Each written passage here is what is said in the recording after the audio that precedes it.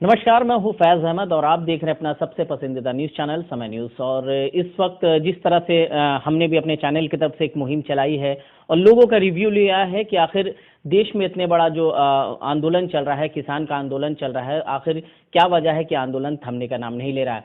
तो आज हमारे साथ इसी तमाम मुद्दों के लेकर हम बात करने के लिए बैठे हैं। हमारे साथ एक खास मेहमान हैं, समाजवादी पार्टी के प्रदेश सचिव प्रदीप सिंह बब्बू। उनसे ही जानेंगे कि आखिर क्या कुछ हो रहा है, आखिर केंद्र सरकार क्या चाहती है। अगर हम बात करें किसानों के साथ, सर बहुत बहुत शुक्रिया हमसे वक्त देने के लिए। जी जी, धन्यवाद। चलिए शुरुआत हम करते हैं, क्योंकि देश में देशव्यापी एक जो आंदोलन चल रहा है, आप हर कोई जान रहा है देश में। आखिर वजह क्यों है, क्या है कि ये आंदोलन थमने का नाम नहीं ले पा रहा है, और क्यों, क्या ऐसी वजह है कि सरकार किसानों को नहीं समझा पा रही है। देखिए, देश धीरे धीरे तानाशाही की तरफ बढ़ रहा है, लोकतंत्र कहीं न कहीं खत्म हो रहा है। मुझे लग रहा है आज 20वां दिन इस आंदोलन का। और आज मैं एक किसान की बात सुन रहा था, उन्होंने कहा कि आज़ादी के बाद हम इस तरह के आंदोलन पहली बार देख रहे हैं जिसमें हम सड़कों पर हैं और अपने ही लोगों से हम लड़ाई लड़ रहे हैं अपना हक पाने के लिए। तो मुझे लग रहा किसान आंदोलन 20वें दिन बाद भी अगर किसी नतीजे पर नहीं पहुंचा है तो ये सरकार की नाकामी है। और सरकार की नाकामी है, और किसान अगर कहीं न कहीं बदहाल होगा, किसान कहीं, हमारा अन्नदाता कहीं न कहीं बदहाल होगा, तो उसका असर देश पर पड़ेगा, सरकार पर पड़ेगा, और सरकार के नतीजों पर पड़ेगा, लोकतंत्र पर कहीं न कहीं पड़ेगा। मुझे लगता है कि आज सरकार जिस हिसाब से पूरे आंदोलन को कहीं न कहीं अब इसको बाँटो और राजनीति करो वाले किसान जो अंग्रेजों का था, उसी आधार पर अब ये चल रही है। अब ये किसानों को भी कहीं न कहीं बाँटने की कोशिश कर रही है। उसमें भी सोच रही है कि कुछ किसान संगठन इस कानून का कहीं न कहीं अब समर्थन कर रहे हैं। तो मुझे लगता है जो प्रमुख किसान संगठन है वो आज भी दिल्ली में जमे हैं अब इस काले कानून को हटाने के लिए।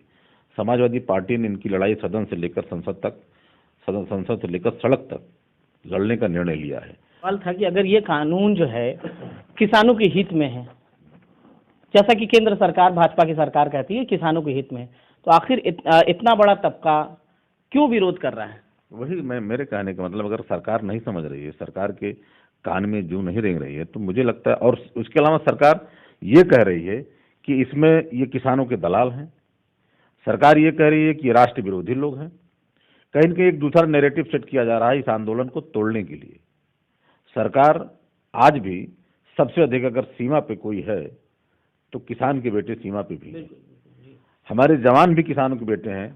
किसान हमको अन्न देता है, और उन किसानों की बात अगर हम नहीं सुन रहे हैं तो मुझे लगता है इससे ज़्यादा दुर्भाग्यपूर्ण, इससे ज़्यादा खराब स्थिति देश की कभी नहीं हुई थी। इतने वक्त से समाजवादी पार्टी में है, आपने देखा कि इसके पहले भी केंद्र में अगर कांग्रेस की सरकार रही है, तो जब से केंद्र में भाजपा की सरकार आई है, लगातार एक कोई ना बड़ा बड़ा मुहिम की तरफ जा रहा है। और आप कह सकते हैं कि जो है लगातार जो है ऐसे कानून ला देती है सरकार। इसके पहले आपने सीए एनआरसी में देखा, एक बहुत बड़ा तबका भी जो है खिलाफ था सरकार के, फिर किसान आंदोलन। तो आखिर क्या वजह है कि ये सरकार धीरे धीरे देश से लोकतंत्र को समाप्त कर रही है।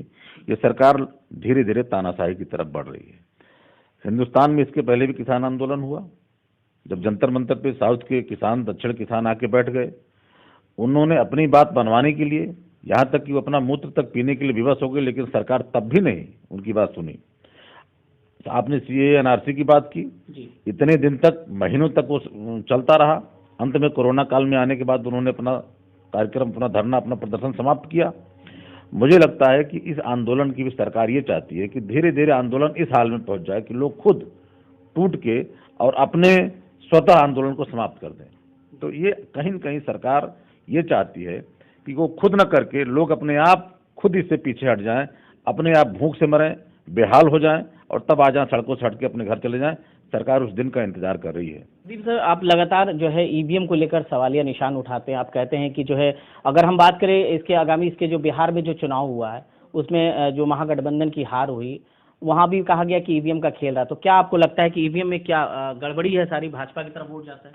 देखिए, मुझे लगता है कि आज तक जितनी भी ईवीएम में गड़बड़ियां हुई जी, किसी भी गड़बड़ी में ये नहीं पाया गया कि हमने टिकट बटन कहीं दबाया हो और चला गया हो साइकिल को, कहीं दबाया हो चला गया हो पंजे पर, या हाथी निशान पे, या किसी निशान पे। अब तक जितनी भी गड़बड़ियां पाई गई हैं वो ये पाई गई हैं कि बटन तो मैंने दबाया लेकिन वो पंजे उस पर जा रही हो, कमल पे। तो बिहार चुनाव में इसका असर बिहार की जहाँ तक बात है, देखिए बिहार चुनाव में उन्होंने कहा कि बिहार में रात 12 बजे के बाद तक चुनाव का परिणाम नहीं आया। जी क्यों नहीं आया भाई?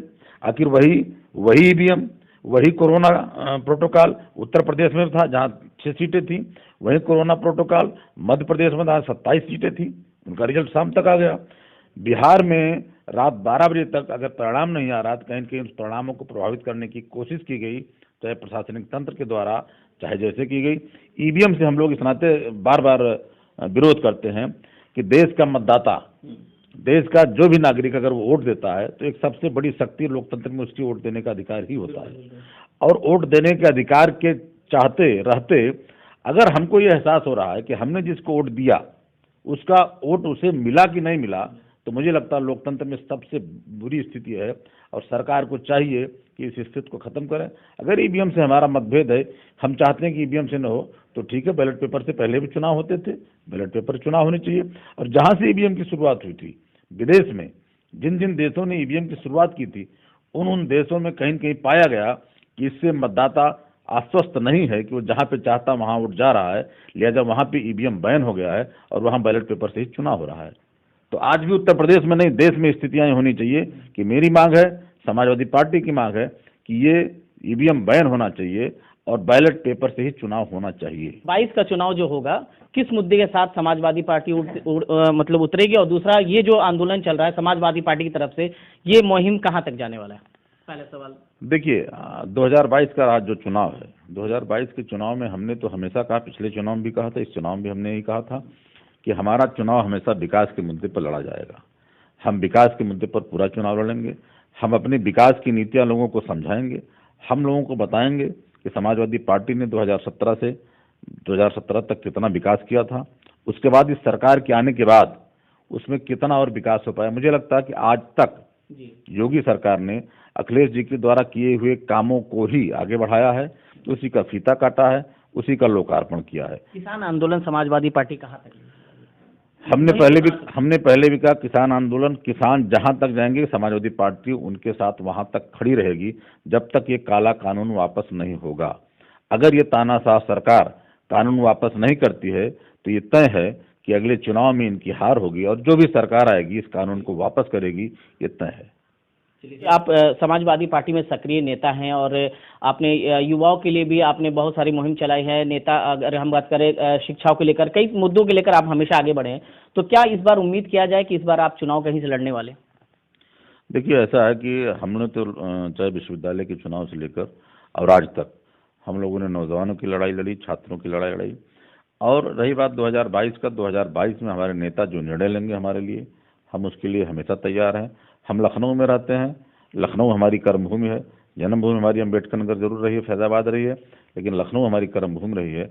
हमारे नेता का जो भी निर्णय हमारे लिए होगा वो हम उसको लेकर आए। बहुत बहुत शुक्रिया आपको हमको वक्त देने का। तो ये थे समाजवादी पार्टी के प्रदेश सचिव प्रदीप सिंह बब्बू, जिनसे हमने बहुत तरह के सवाल किए। किसान आंदोलन को लेकर कहा, किसान आंदोलन से इन्होंने साफ ये कहा कि ये किसान आंदोलन जब तक रहेगा समाजवादी पार्टी के हित के लिए लड़ती रहेगी और आगामी जब 2022 का चुनाव होगा हमेशा से उनके जो समाजवादी पार्टी से जो नेता है वो लगातार इनका यही कहना होता है कि हम विकास के मुद्दे पर लड़ेंगे और कहीं ना कहीं आने वाला 2022 का चुनाव विकास के मुद्दे पर लड़ा जाएगा। और जैसा कि इनका कहना है कि समाजवादी पार्टी की सरकार 2022 में चुनाव लड़ेगी और जीतेगी और जनता के लिए पूरी तरह से काम करेगी। कैमरा पर्सन सर्वजीत के साथ मैं फैसल अहमद, फ्रेंड्स समय न्यूज़, लखनऊ।